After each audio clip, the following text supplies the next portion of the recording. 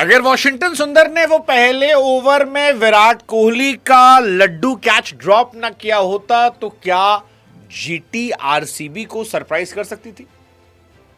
अगर मेरे मौसी की मूछें होती तो शायद वो मौसा होते, लेकिन मौसा कहाँ है, मौसी ही है ना।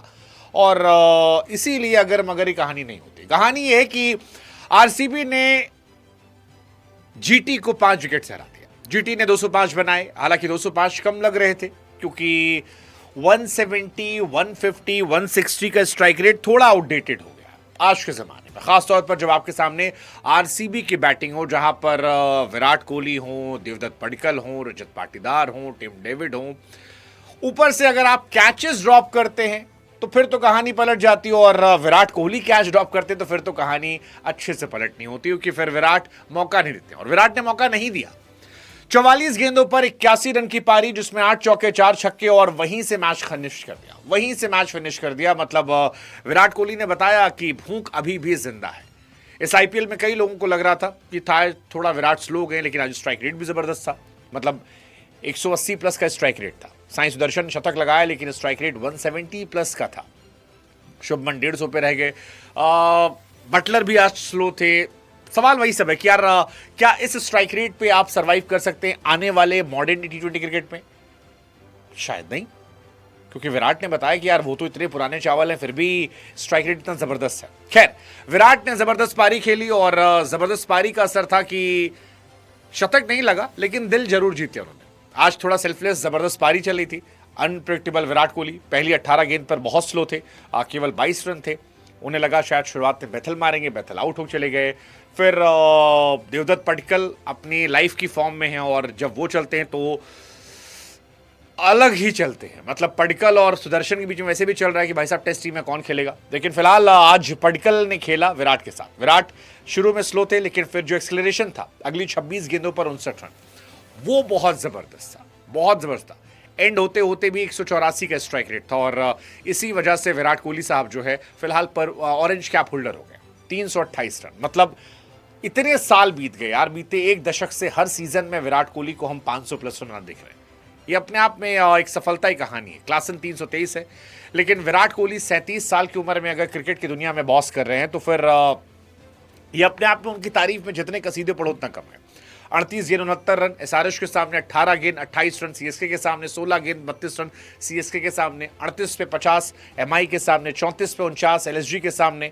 डीसी वाला एक मैच फ्लॉप था, लेकिन इस मैच में फिर जबरदस्त पारी खेली, और जीटी के सामने तो एक्चुअली वैसे भी हर बार वो चलते हैं। अगर आप देखोगे उनके पुराने स्टैट्स भी 58, 73, 101, 70, 42, 81। So Virat Kohli always top notch against GT, और इस बार भी कुछ अलग नहीं था। हालांकि अलग बस ये था कि गुजरात टाइटंस ने आज थोड़े से रन बनाए, क्योंकि शुरुआत में मुझे लग रहा था कि यार गुजरात टाइटंस क्या अच्छा खेलेगी, टॉप 3 उनकी बैटिंग होती है, और आरसीबी की बॉलिंग ठीक ठाक थी। लेकिन आज आरसीबी की बॉलिंग उतनी ज्यादा इंपैक्टफुल नहीं थी, या कहें कि पिच में ऐसा कुछ नहीं था, क्योंकि कुणाल पांड्या 4 ओवर में 50 पिटते हैं, शेफर्ड 17 पिटते हैं, सुयश 4 ओवर 36 पिटते हैं, जॉस हेजलवुड 40 पिटते हैं। बैटिंग साई सुदर्शन ने अच्छी की आज 58 पे 100। हालांकि 58 पे 100 अब थोड़ा सा आउटडेटेड लगता है, थोड़ा स्लो लगता है। शुभमन गिल ने काफी स्लो पारी खेली, 24 गेंद 32 रन, 133 का स्ट्राइक रेट, जो आज के जमाने में शायद सूट नहीं करता।